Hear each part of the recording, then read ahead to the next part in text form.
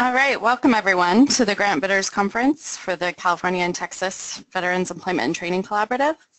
This grant information conference is presented by Swords to Plowshares Institute for Veteran Policy, the grant administrator for the program. We are excited to embark on our third year of funding for the California Collaborative and our second year of funding for the Texas Collaborative.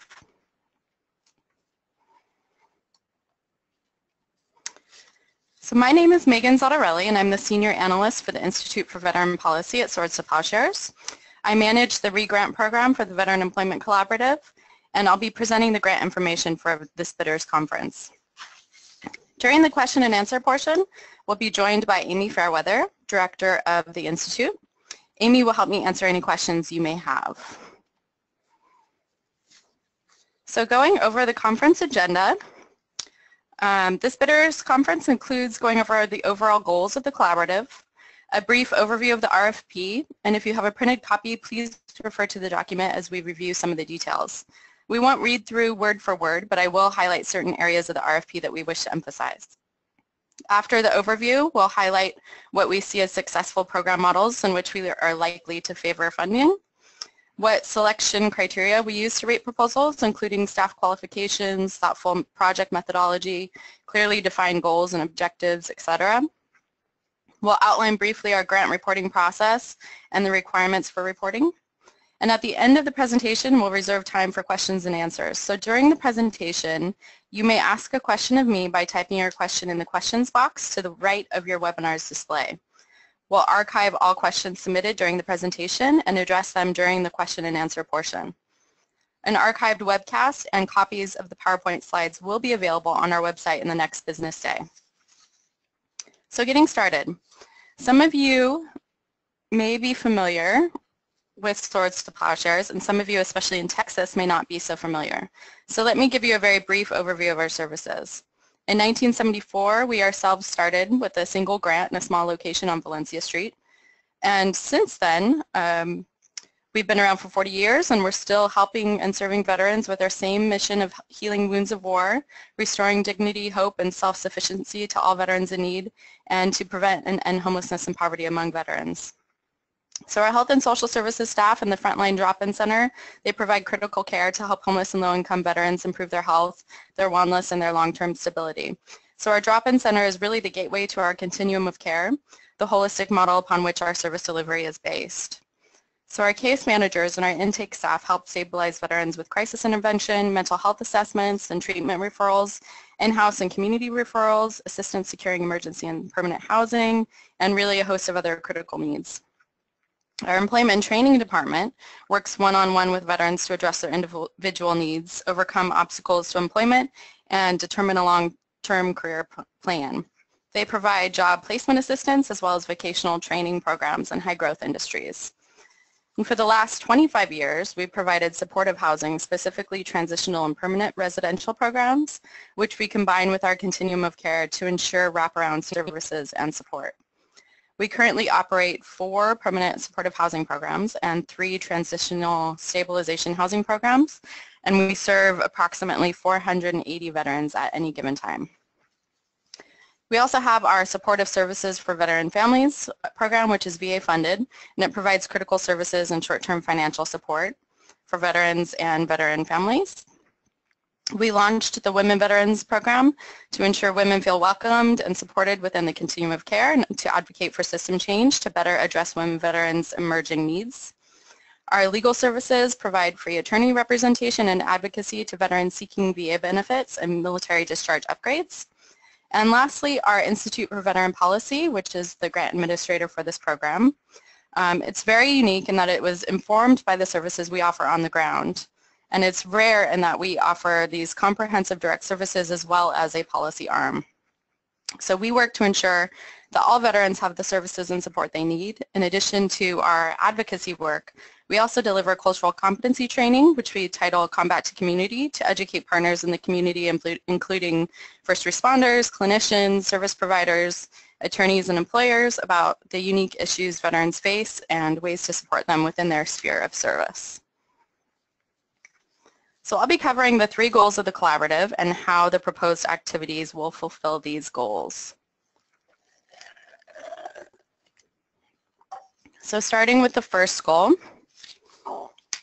to help veterans prepare for, obtain, and retain gainful employment in high-wage, high-growth industries in California and Texas. So we really want to make sure that organizations are able to stand up employment and training services within their programs.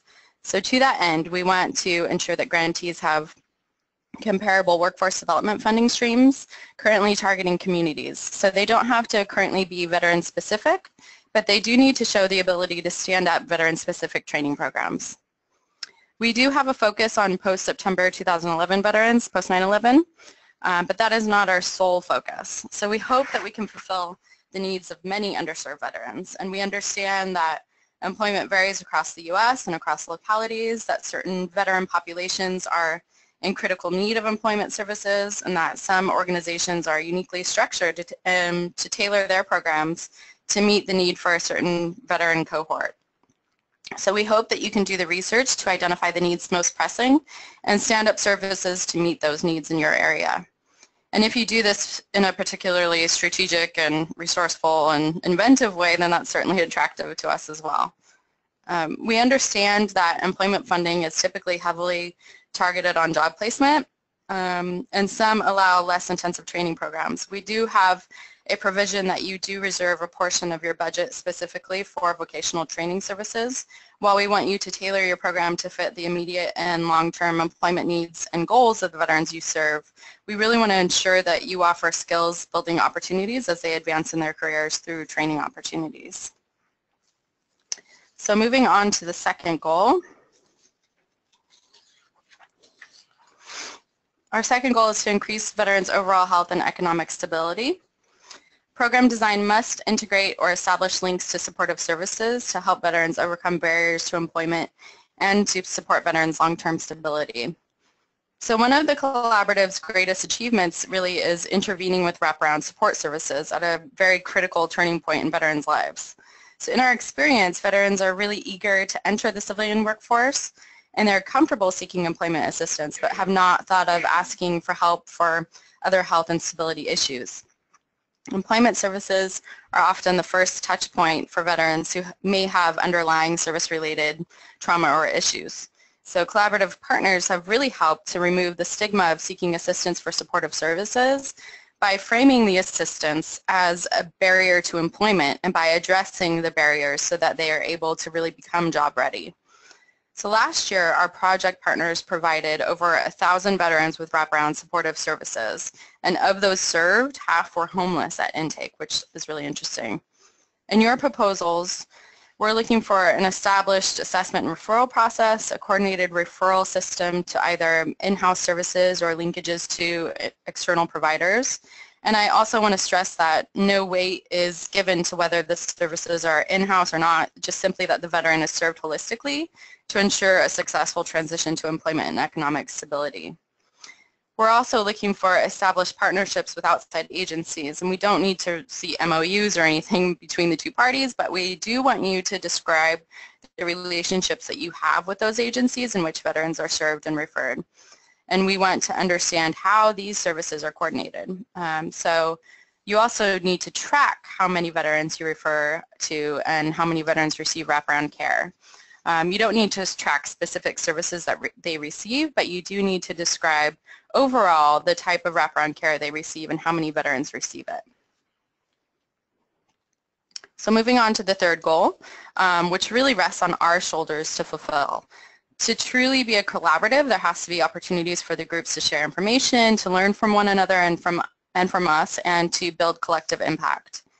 So we will provide technical assistance to grantees to share our knowledge and experience on the best methods for reaching, engaging, and increasing successful employment outcomes for veterans, and also establish best practices for serving veterans. So this grant cycle, we will include a 2-day training workshop with opportunities for networking, shared learning, and trainings based on the identified interests and need of the grantees. So this training will occur in October of this year in San Francisco with travel sponsorship for 2 grantee representatives from each organization. We will also hold a strategy planning meeting in the spring of next year with sponsorship for 1 grantee representative from each grantee organization. We'll also have other opportunities for engagement, including quarterly strategy conference calls with the partners, online workshops provided by us and other partners, and last but not least, regular assistance from a program evaluation specialist to provide strategic advisement and tools to grantees to promote data management that informs your mission, eases reporting burden for staff, and really helps to identify veterans' emerging needs. And that's regular assistance from that staff person. So under the award conditions, as I mentioned before, organizations must have current employment service programs, and while you don't have to currently have training programs, you must demonstrate the ability to develop or expand veteran-specific job training services in your organization. A minimum of 20% of program funds must be used for occupational vocational training. So that's training conducted in a classroom or contextualized learning setting designed to meet the technical needs of the workplace. So this portion cannot include soft skills training. It can include, we want to make this clear, it can include salaries and resources to provide that vocational training. Because California is in its third year of funding and we therefore have a greater amount of funds to distribute, California organizations may apply for grants between $20,000 and $80,000. While in Texas, organizations may apply for grants between $20,000 and $70,000. Part of the conditions of the award are to provide quarterly data to the funder on client demographics, services and training provided, and job retention during the grant term. So if this condition cannot be met, then the organization is subject to forfeiting their grant. And I'll go over some of the grant reporting requirements later. As for the core elements, we want to see that organizations can deliver employment and training services effectively. So in the proposal, you really need to prove that you have done this or that you have the resources and the qualifications to develop and achieve your proposed outcomes. We want to see programs that are client-centered and individualized to meet the needs of the veteran where they're at. Previous grantees need to demonstrate how continued funding will build upon previous grant objectives and institutionalize their programs. And finally, and most importantly, funding priority is given to organizations that address unemployment and underemployment by doing their research and promoting creative strategies for training programs. So we want to see you looking at training programs with a strategic eye that is really tailored to meet the employment and training needs of the veterans that you're serving. So we'll get to that further in the presentation. So we already mentioned that 20% of funds must be used for vocational training, but it's worth repeating here since I'm discussing budget requirements. Overhead costs can't exceed 10% of the program budget. And most importantly, funds provided through this grant program will be used to leverage other workforce development dollars and allow them flexibility in enrollment, job training, and program administration that other grants cannot provide. Grantees must leverage current workforce development funding streams, and SWORDs cannot be the sole financial support for the project. So what does this mean? So it means that we want our funding to be used strategically as a way to fill in the gaps in what you aren't able to provide, to supplement what you're able to provide, and to allow for innovation in your programs that other funding programs do not allow. And I'll get into that further. So the proposal content, please refer to the RFP for proposal content, including all of the narrative components that we ask for, and a list of required supporting documents. All of these documents are to be uploaded to the submission portal. So this is a screenshot of what the submission portal looks like. It is live today. You can access it from this link on your screen, which I'll also send out to you after the bidders conference. You can also access it from the original RFP announcement webpage, and you can refer to the RFP for that website address. We recommend that you copy and paste the narrative text from Microsoft Word into the portal, as you can't save as you go along. And as for supporting documents, you can upload those directly to the portal. And if you have any problems, any issues doing this, you can contact us. So proposals must be received by the May 2nd deadline, and late proposals will not be considered. Applicants will be notified by email that their proposal was received, and applicants will be notified by email whether they will be awarded funding on June 3rd. Grantees will be announced on June 6th on our website. And to ensure transparency, applicants may obtain information on our review process and feedback after their proposal is either granted or denied.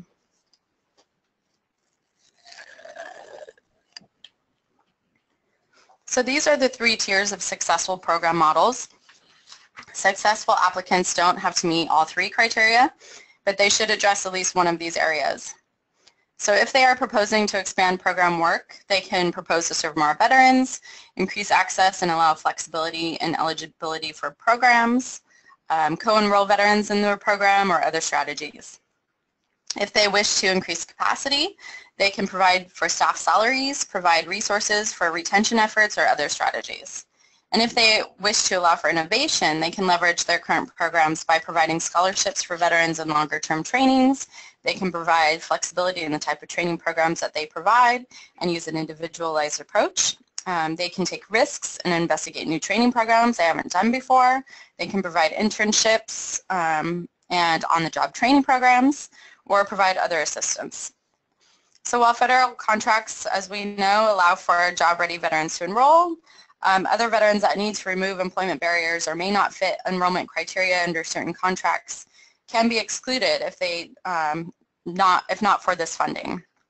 So grantees may also, as I mentioned, co-enroll veterans in order to fill gaps in training services and other supplemental services. So our enrollment and placement numbers are high partly because we expect that by leveraging other workforce development dollars, you're able to springboard your services and enroll and place a larger number of veterans. And as a fellow nonprofit, we really understand that government funding can provide substantial support, but can also be restrictive. So successful grantees in the past have really recognized the collaborative as an opportunity to implement creative solutions in concert with their existing programs in order to target and serve veterans that might not otherwise meet eligibility criteria. So our review committee has a number of selection criteria that they will consider in the proposal review process. And while it's not limited to this selection criteria, and this is also subject to change, this list includes some of the major components that are being proposed. So we'll look for qualified staff, an understanding and grasp of the needs of veterans, whether or not they can prove their ability to achieve the goals they propose, if they have thoughtful methodology and clearly defined goals, whether or not the proposed program is innovative, and of course whether they include a job training program and how robust those trainings will be, and what their plan for providing wraparound care will include. So a note on evaluation, just a quick note. We do ask for a significant amount of information in terms of grant reporting requirements, as many employment funding programs do. We also understand that many organizations really struggle to maintain mission-driven evaluation strategies in light of all of the multiple contracts and grants that they need to juggle. So we really do our best to align our report requirements with other workforce development funder requirements, as well as the requirements of our funder for this program. But one thing that we do want to understand is how you measure your impact, especially across initiatives, strategies, and grants. So does the information we will require you to report on, does it correlate to your current reporting mechanisms, or will you need to significantly change your reporting structure? So there's no right answer for this, and the information is really only used as a baseline for our program evaluation specialists to tailor technical assistance. So therefore, organizations don't need to demonstrate a robust evaluation infrastructure to qualify for funding. We just want to know how well aligned it is and what your infrastructure is.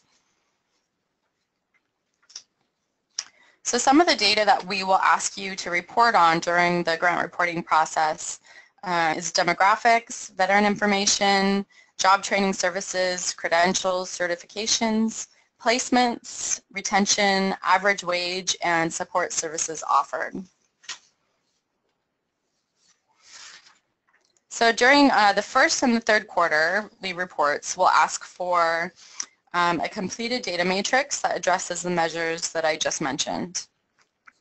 The second and fourth quarter, mid-year and final, will ask for a narrative where you can describe your progress meeting, the performance requirements, a budget report, and the same data matrix that is required in the quarterly reports.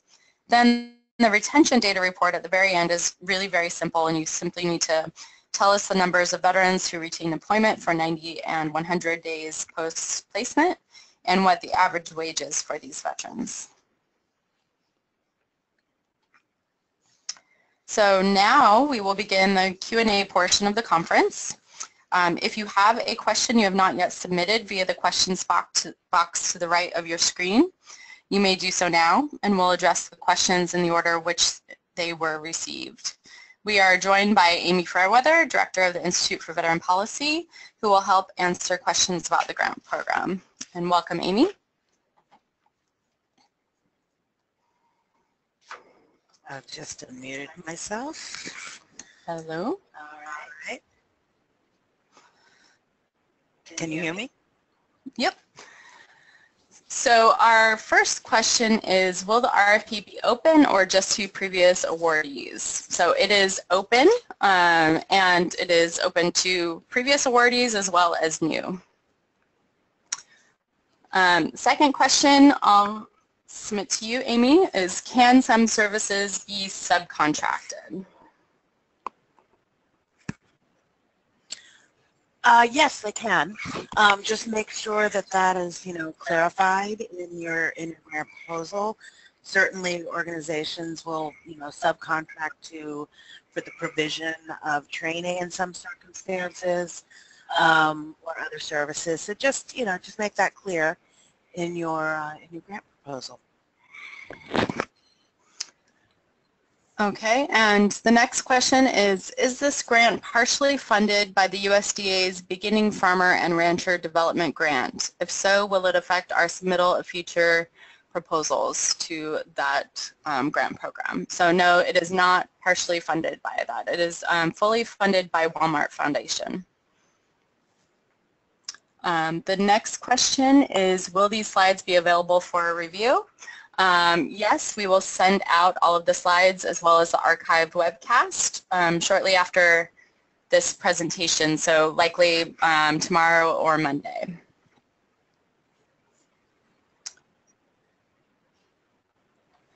And the next question that we have, I will send to you, Amy. What is the difference between, quote, enroll veterans in employment and training services, end quote, and, quote, enroll participants in a job training activity with a training completion rate of 80%?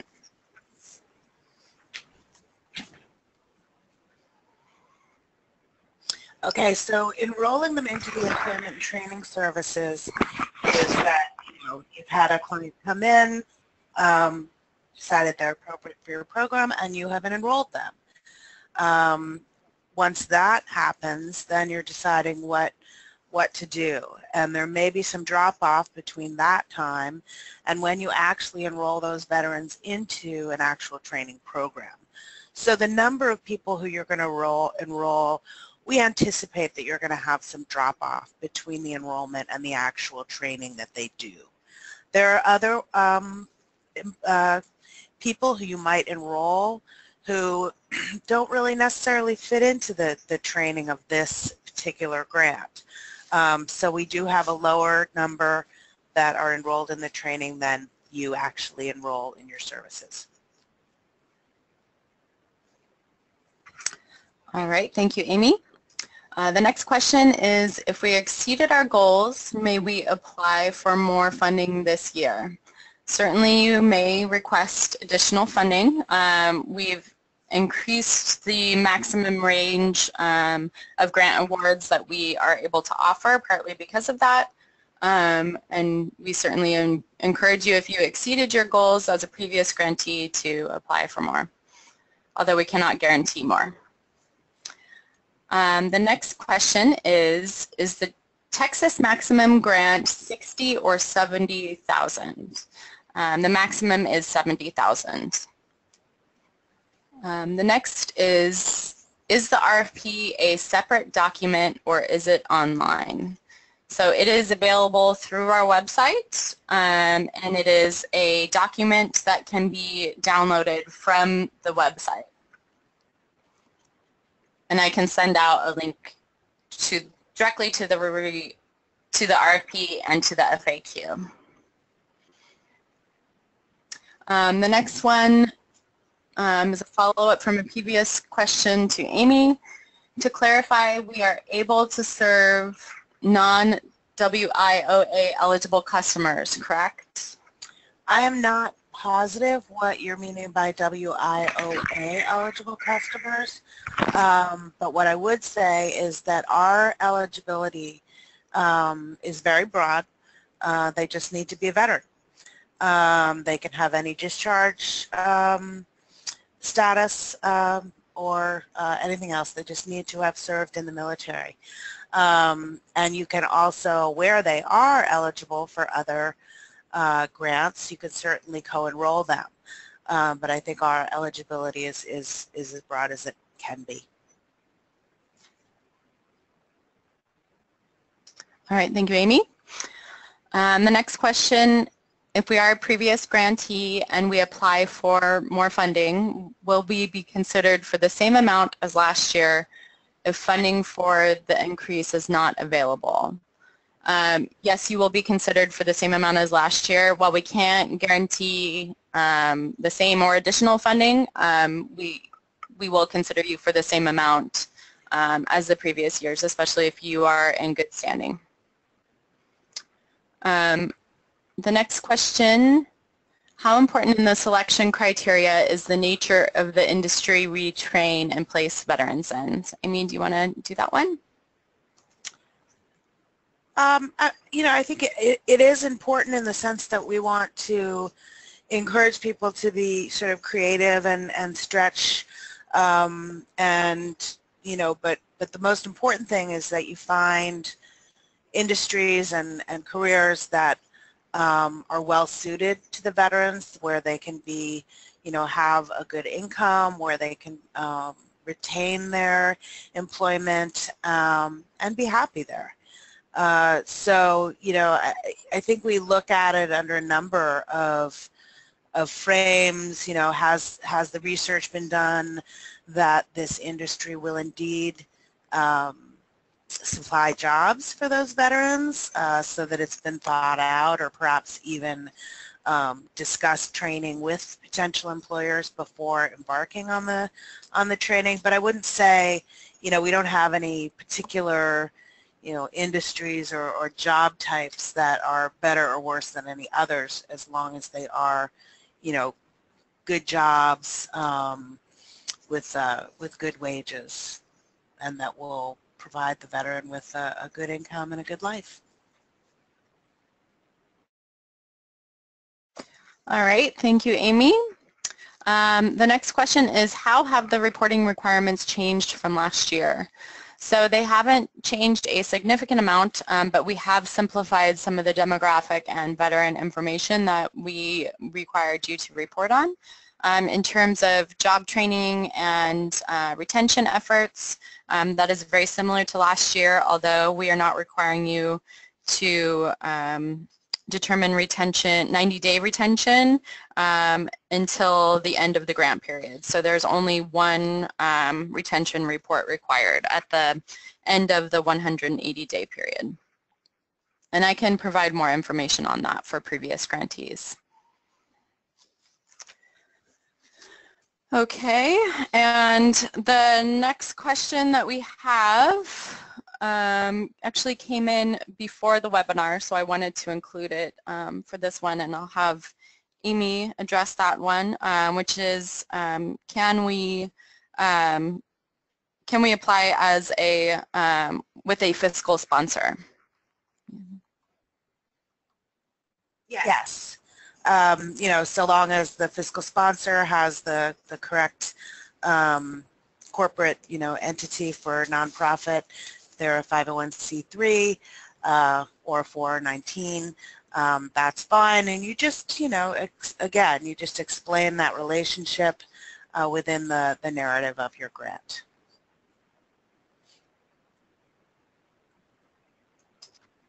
All right, so that looks like that is the last of our questions that have come in. So this concludes today's Grant Information Conference. Oh, and there's actually one last question that came in. Can you provide successful examples of past grantees?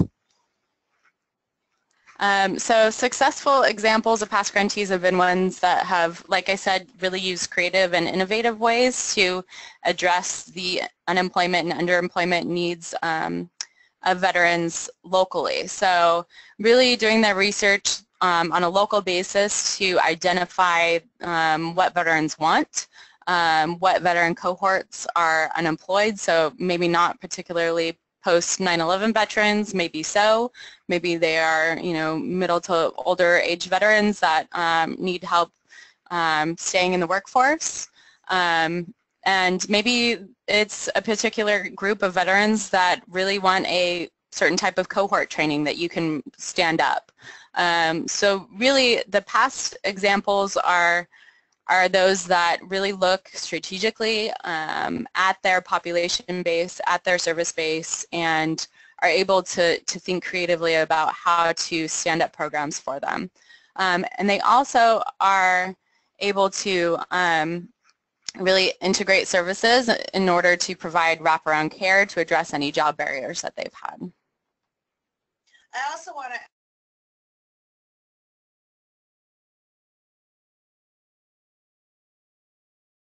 steps. Oh, I'm sorry. I was muted, so I'm starting that over. I just wanted to add that we are providers ourselves, so we understand that there are challenges, there are false starts, there are challenges with reporting to your funders, because we're doing the same work ourselves. So when we look at a successful grant, it's also, it's okay to have a false step and to rethink things as long as you, you really do think them through and describe why you changed direction because, the landscape changed. So I think that sort of transparency is something that we really, really, really want to see. And the whole idea of this is to give people some flexibility to be able to do that kind of activity and to be able to rethink and not be quite so rigid. Of course, we do want you to meet the actual hard goals, but both we and our master funder are very interested in allowing you that freedom and the ability to be agile.